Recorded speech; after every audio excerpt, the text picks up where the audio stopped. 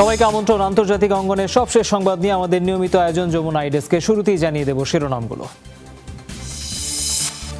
আজই অক্সফোর্ড ভ্যাকসিনের সফল হিউম্যান ট্রায়ালের খবর মিলতে পারে। উন্নয়নশীল দরিদ্র দেশগুলোর সহায়তায় কাজ করছে গ্যাভি। নির্দিষ্ট মসজিদে ঈদুল আজহার নামাজ আদায়ের অনুমতি দিল সৌদি আরব। হজ এলাকায় বিনা অনুমতিতে প্রবেশ করলে জরিমানা। এবং দুদিনেও ফাহিম সালে হত্যাকাণ্ডে জড়িতদের গ্রেফতার করতে পারেনি নিউ ইয়র্ক পুলিশ। সিসিটিভি ফুটেজে খুনি চিহ্নিত, মাস্ক পরে পিছু নেয় আগেই। দর্শক, এই সব খবরের বিস্তারিত নিয়ে আপনাদের সাথে আছি আমি তৌহিদ হোসেন। অক্সফোর্ড বিশ্ববিদ্যালয় এবং ফার্মাসিউটিক্যাল কোম্পানি অ্যাস্ট্রাজেনেকার বহুল আলোচিত কোভিড-19 ভ্যাকসিনের প্রথম ধাপের হিউম্যান ট্রায়ালের সাফল্যের খবর আজ মিলতে পারে। এরই মাঝে ভ্যাকসিনটি স্বেচ্ছাসেবকদের শরীরে তৈরি করেছে অ্যান্টিবডি ও গুরুত্বপূর্ণ টি সেল, যা দেহের ভেতরে থাকা ভাইরাসকে মেরে ফেলতে সক্ষম। গবেষকদের দাবি, সেপ্টেম্বরের মধ্যে বাজারজাত করা প্রসঙ্গে সুসংবাদ পাওয়া যেতে পারে। প্রায় 8,000 ব্রিটিশ নাগরিক এই পরীক্ষায় অংশ নিয়েছেন। অবশ্য যুক্তরাজ্য করোনা ভাইরাসের সংক্রমণ হ্রাস পাওয়ায় গবেষকরা ব্রাজিলের 4,000 এবং দক্ষিণ আফ্রিকার 2,000 স্বেচ্ছাসেবককে বেছে নিয়েছেন।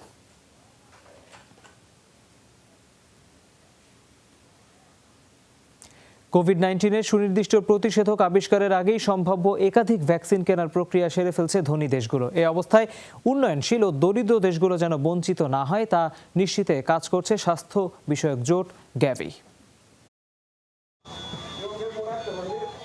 এক সপ্তাহে দুবার দিনে ৭১,০০০-এর বেশি করোনার সংক্রমণ দেখল যুক্তরাষ্ট্র।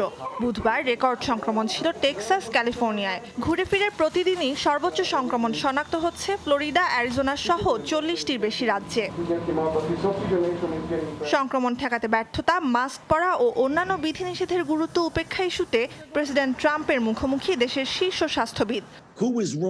মহামারীর কেন্দ্র হিসেবে আরো নতুন নাম যোগ হতে পারে। হোয়াইট হাউসের যে কোনো দায়িত্বশীল ব্যক্তি স্বীকার করবেন যে প্রশাসনের তরফ থেকে অনেক ত্রুটি ছিল। আমার ধারণা, মহামারী নিয়ন্ত্রণে আবার প্রথম থেকে কাজ শুরু করতে হবে। দেশ সঠিক পথে এগুচ্ছে। সংকট দীর্ঘস্থায়ী হবে না।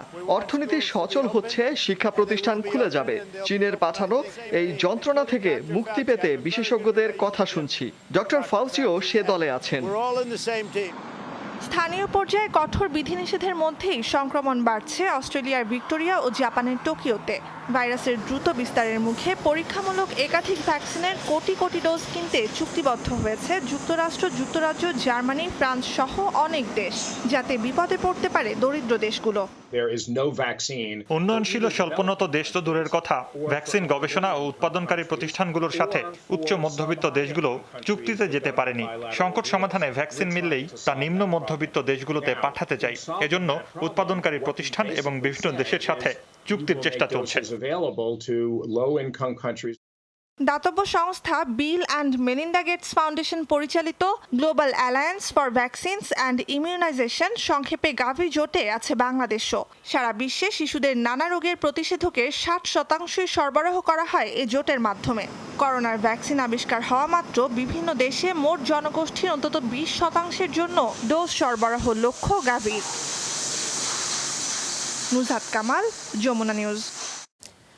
এদিকে 24 ঘন্টায় আবারও 6,300 প্রাণ কেড়ে নিল করোনা ভাইরাস। নতুন শনাক্ত 2.25 লাখের বেশি। এ পর্যন্ত 5,87,000 মৃত্যু এবং 1,37,00,000 মানুষ সংক্রমিত হয়েছে কোভিড-19-এ। যুক্তরাষ্ট্রের প্রাণহানি 1,40,000 ছাড়ল। রেকর্ড 71,000 রোগী শনাক্তে দেশটিতে মোট আক্রান্ত 37 লাখের বেশি। বুধবার ব্রাজিলে 1300 মৃত্যুর পর বিশ্বের দ্বিতীয় দেশ হিসেবে প্রাণহানির সংখ্যা ছাড়ালো 1.25 লাখ, সংক্রমিত 20 লাখের কাছাকাছি। মেক্সিকোতে প্রাণহানি ছাড়িয়েছে 37,000, আক্রান্ত 3,18,000 মানুষ। বুধবারও 614 জনের মৃত্যু দেখেছে ভারত। রেকর্ড শনাক্ত 33,000। দেশটিতে 25,000 ছুঁই প্রাণহানি, আক্রান্ত 10.5 লাখ মানুষ। দ্বিতীয় দফা করোনা পরীক্ষাতেও পজিটিভ ফলাফল এলো ব্রাজিলের প্রেসিডেন্ট জেইর বোলসোনারোর। বুধবার প্রশাসনের পক্ষ থেকে এই তথ্যটি নিশ্চিত করা হয়। বরাবরই জোরালোভাবে নিজের সুস্থতার দাবি করে আসছেন এই খ্যাপাটের প্রেসিডেন্ট। এটাও জানান, দ্বিতীয় দফায় রেজাল্ট নেগেটিভ এলেই তিনি ফিরবেন দাপ্তরিক কাজে। এদিকে কোভিড-19 মোকাবেলায় ম্যালেরিয়ার ওষুধের কোনো কার্যকারিতা না থাকা সত্ত্বেও তিনি জানান নিয়মিত সেবন করছেন হাইড্রক্সিক্লোরোকুইন। তাতে আবারও সমালোচনায় পড়েছেন এই রাজনীতিবিদ। 7 জুলাই প্রেসিডেন্ট বোলসোনারোর শরীরে শনাক্ত হয় নভেল করোনা ভাইরাস। মহামারীর মধ্যেও শিক্ষা কার্যক্রম চালু রাখতে অনলাইন পদ্ধতিতে গেছে বিভিন্ন দেশ, তবে নিম্নবিত্তরা প্রযুক্তি ব্যবহার না করায় শিক্ষা থেকে বঞ্চিত বহু শিশু। অবহেলিত শিক্ষার্থীদের গাছতলায় পড়াশোনায় শুরু করেছেন ইকুয়েডরের এক শিক্ষিকা। করোনা থাবায় দীর্ঘদিন ধরে শিক্ষা কার্যক্রম বন্ধ বিশ্বের বেশিরভাগ দেশেই। অনেক দেশে অনলাইনে পাঠদান শুরু হলেও এই সুবিধা থেকে বঞ্চিত হচ্ছেন লাখ লাখ শিক্ষার্থী। ইকুয়েডরের প্রত্যন্ত একটি গ্রামে সুবিধা বঞ্চিত এমন শিশুদের জন্য গাছতলায় শিক্ষা কার্যক্রম চালু করেছেন ডেনিস নামের এক শিক্ষিকা। সেখানে শিক্ষা নিচ্ছেন কমপক্ষে 30 জন শিক্ষার্থী। বাড়ির আশপাশের অনেকেই অনলাইনে ক্লাস করছে। আমার বাসায় প্রযুক্তির ব্যবস্থা না থাকায় এখানে পড়াচ্ছি। শুরুতে 19 জন হলেও এখন শিক্ষার্থীর সংখ্যা বাড়ছে। আমাদের এখানে বেশিরভাগ মানুষের আয় খুবই কম। এসব পরিবারের পক্ষে সম্ভব না স্মার্টফোন এবং ইন্টারনেটের খরচ বহন করা। তাই বঞ্চিত শিশুদের শিক্ষা নিশ্চিতে গাছের নিচে ক্লাস নিচ্ছি। লাতিন আমেরিকার দেশগুলোতে সংক্রমণ বাড়তে থাকায় ফের কড়াকড়ি বাড়িয়েছে চিলি। সবার কোয়ারেন্টাইন নিশ্চিতে সরকারিভাবে ঘরে ঘরে পৌঁছে দেওয়া হচ্ছে প্রয়োজনীয় সামগ্রী। সবকিছু বন্ধ থাকায় প্রয়োজনীয় ওষুধের জন্য সমস্যায় পড়তে হচ্ছে। এমনকি নারীরা জন্ম নিয়ন্ত্রণের বড়ি বা ইনজেকশনও নিতে পারছেন না। মানুষ সংক্রমিত হওয়ার ভয়ে ডাক্তারের কাছে যেতে চায় না। এইসব বিবেচনায় সব ধরনের প্রয়োজনীয় সামগ্রী ঘরে ঘরে সরবরাহ করা হচ্ছে। এই বদ্ধ অবস্থায় শিশু এবং বয়স্কদের মানসিক স্বাস্থ্য বিবেচনায় বাড়তি যত্ন নেয়ার কথা বলছেন চিকিৎসকরা। অমিত হাসান রবিন, যমুনা নিউজ। খিদে যখন যেখানে, সাথে থাক বেলামে। সীমিত আকারে নির্দিষ্ট কিছু মসজিদে ঈদুল আজহার নামাজ আদায়ের অনুমতি দিয়েছে সৌদি আরব। বৃহস্পতিবার দেশটির স্বরাষ্ট্র মন্ত্রণালয় প্রজ্ঞাপন জারি করে। এতে বলা হয়, করোনার বিস্তার রোধে এবছর ঈদগাহ বা খোলা ময়দানে জামাতে নামাজ আদায় নিষিদ্ধ। সৌদি আরবে জুলাইয়ের 31 তারিখে উদযাপিত হবে ঈদুল আজহা। তার আগেই সীমিত আকারে পালিত হবে পবিত্র হজ। বিনা অনুমতিতে মিনা, মুজদালিফা এবং আরাফাতের ময়দানে প্রবেশ করতে পারবেন না অনিবন্ধিত মুসল্লিরা। নীতিমালা ভাঙলে 10,000 সৌদি রিয়াল জরিমানা গুনতে হবে। এলাকাগুলোতে 18 জুলাই থেকে 2 আগস্ট পর্যন্ত বহাল থাকবে কঠোর নিরাপত্তা। গেল মাসেই দেশটির হজ ও উমরা বিষয়ক মন্ত্রণালয় ঘোষণা দেয়, শর্ত সাপেক্ষে সৌদি আরবে বসবাসরত মাত্র 1000 মুসল্লি হজ পালনের সুযোগ পাবেন। রাইড শেয়ারিং অ্যাপ পাঠাওয়ের অন্যতম উদ্যোক্তা ফাহিম সালেহ হত্যাকাণ্ডের দুদিনেও কাউকে গ্রেফতার করতে পারেনি নিউ ইয়র্ক পুলিশ। প্রাথমিক তদন্তের পর গোয়েন্দারা বলছেন, পেশাদার খুনি এই হত্যাকাণ্ডের সাথে জড়িত। মঙ্গলবার যুক্তরাষ্ট্রের ম্যানহাটনে ফাহিমের নিজ বাড়ি থেকে তার খণ্ড বিখণ্ড মরদেহ উদ্ধার করে পুলিশ। জানা গেছে, হত্যাকারীকে ধরতে না পারলেও সিসিটিভি ফুটেজ দেখে চিহ্নিত করা হয়েছে তাকে। কালো পোশাক ও মাস্ক পরিহিত একজন ফাহিমকে অনুসরণ করে তার অ্যাপার্টমেন্টে ঢোকে। ধারণা করা হচ্ছে, ইলেকট্রিক গান দিয়ে অজ্ঞান করার পর বৈদ্যুতিক করাত দিয়ে ছিন্ন বিচ্ছিন্ন করা হয় তার দেহ। এক পর্যায়ে ফাহিমের বোন অ্যাপার্টমেন্টে ঢুকলে পালিয়ে যায় খুনি। পাঠাওয়ের পর্যবেক্ষক উপদেষ্টা ছাড়াও নাইজেরিয়া আর কলম্বিয়াতে দুটি রাইড শেয়ারিং অ্যাপ কোম্পানির মালিক ছিলেন 34 বছর বয়সী ফাহিম।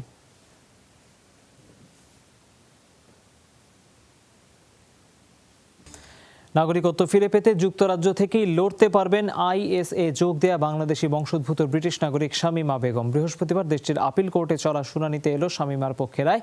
ফলে নিজ দেশ যুক্তরাজ্যে ফেরার সুযোগ পাবেন সিরিয়া জর্ডান সীমান্তবর্তী একটি আশ্রয় কেন্দ্রে থাকা এই তরুণী। 2 বছর আগে দেশে ফেরার আবেদন জানালেও তা খারিজ করে দেন আদালত। অবশ্য আদালত এই রায়ে ক্ষুব্ধ সরকার পক্ষ। খুব শিগগিরই রিভিউ পিটিশন দাখিলের কথা জানিয়েছে তারা। ততদিন পর্যন্ত স্থগিত থাকবে শামীমার যুক্তরাজ্যে ফেরা। 2015 সালে জঙ্গি সংগঠন আইএসএ যোগ দেওয়ার জন্য সিরিয়ায় পাড়ি জমান শামীমা। মহামারীর মধ্যে এশিয়ার নতুন আপদ প্রাকৃতিক দুর্যোগ। বন্যা, ভূমিধসে ইন্দোনেশিয়ায় প্রাণহানি বেড়ে দাঁড়িয়েছে 21 জনে, এখনও অনেকে নিখোঁজ। এদিকে স্মরণকালের বন্যার কারণে প্রশ্নবিদ্ধ ইয়াংজি নদীর জলবিদ্যুৎ প্রকল্পের সক্ষমতা। ভারতেও অবনতি ঘটেছে বন্যার। মানুষের পাশাপাশি করুণ মৃত্যু হচ্ছে বন্যপ্রাণীর। সোমবার থেকে ইন্দোনেশিয়ার সুলাভেসি দ্বীপে হচ্ছে ভারী বৃষ্টিপাত। বন্যা আর আকস্মিক ভূমিধসে চাপা পড়ে বহু ঘরবাড়ি। সময়ের সাথে মিলছে নিখোঁজদের সন্ধান, বাড়ছে লাশের সারি। কাদামাটি সরাতে চলছে ভারী যন্ত্রপাতির ব্যবহার। চলমান বন্যায় ভয়াবহ ক্ষতিগ্রস্ত চীন। বলা হচ্ছে 3 দশকের মধ্যে সর্বোচ্চ ভোগান্তি সইছেন হুবেই প্রদেশ ও আশপাশের রাজ্যগুলোর বাসিন্দারা। ক্ষতিগ্রস্ত কমপক্ষে 4 কোটি মানুষ। এর জন্য ইয়াংজি নদীর জলবিদ্যুৎ প্রকল্পের ব্যর্থতাকে দায়ী করছেন অনেকেই। জুনের শেষ নাগাদ বিপজ্জনক হারে বাড়তে থাকে ইয়াংজি নদীর পানি। প্রচণ্ড পানির চাপ সইতে পারছে না 3টি বাঁধ।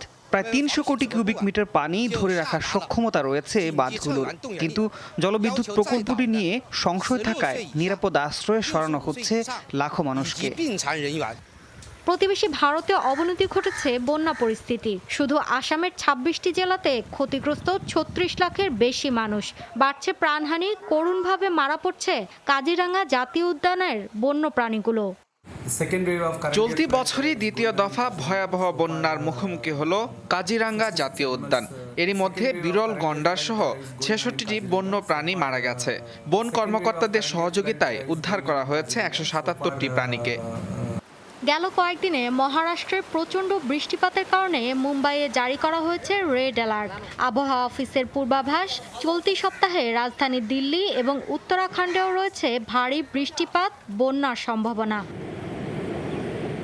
এদিকে ভারতের তিস্তা ও ব্রহ্মপুত্র সংশ্লিষ্ট সীমান্ত জলকপাটগুলো খুলে দেওয়ায় বাংলাদেশে বাড়ছে বন্যার পানি। এরই মধ্যে 15 জেলায় কয়েক লাখ মানুষ জলাবদ্ধ। মৌলি ইসলাম, যমুনা নিউজ। হ্যাক হয়েছে Bill Gates, Jeff Bezos, Elon Musk সহ বেশ কয়েকজন ধনকুবের ও শিল্পপতির টুইটার অ্যাকাউন্ট। তালিকায় আছেন বারাক ওবামা, জো বাইডেন, কেনি ওয়েস্টের মতো একাধিক মার্কিন রাজনীতিবিদ আর তারকারাও। অ্যাকাউন্টগুলো থেকে ক্রিপ্টোকারেন্সির মাধ্যমে $1000 বিনিময়ে 2000 দেওয়ার কথা জানানো হয়। ধারণা করা হচ্ছে বিটকয়েন জালিয়াতির সাথে যুক্ত হ্যাকাররা। এই ঘটনায় তদন্ত শুরু করেছে টুইটার। এর আগে ভেরিফাইড অ্যাকাউন্ট থেকে টুইট বন্ধের ব্যবস্থা নেয় কর্তৃপক্ষ। বিদ্যুৎ কেন্দ্রের জন্য নীল নদের পানি প্রত্যাহার ও জলাধার ভরাট করছে ইথিওপিয়া। মিশর ও সুদানের সঙ্গে আলোচনা ভেস্তে যাওয়ার পরদিনই কাজ শুরু করে দেশটি। এই নিয়ে অস্থিরতা বিরাজ করছে অঞ্চলটিতে।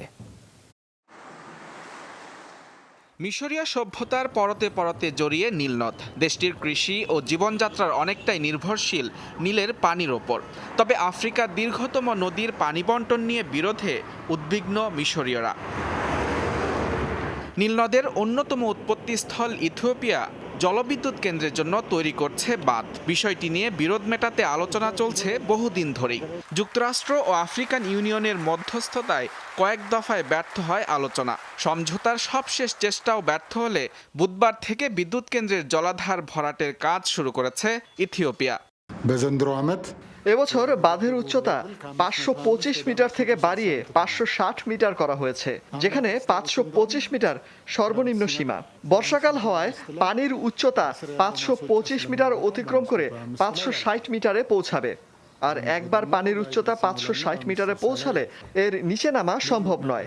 তাই বাঁধের নির্মাণ কাজ ও পানি ভরাট একই সাথে চলবে।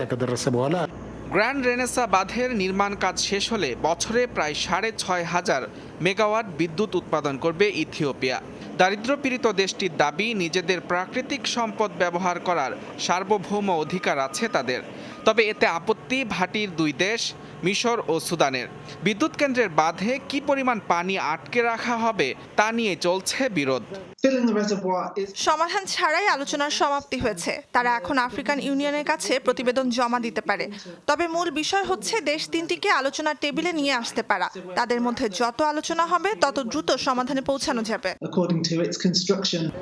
নীলনদের 90% পানির যোগান আছে ইথিওপিয়ায় উৎপত্তি হওয়া ব্লু নীল থেকে। 1959 সালের একটি চুক্তি অনুযায়ী এ পানির পূর্ণ অধিকার পায় মিশর ও সুদান। কিন্তু ইথিওপিয়ার অভিযোগ, ঔপনিবেশিক প্রভাব কাটিয়ে নীলনদের নিয়ন্ত্রণ চায় মিশর। মুজরিবিন তারেক, যমুনা নিউজ।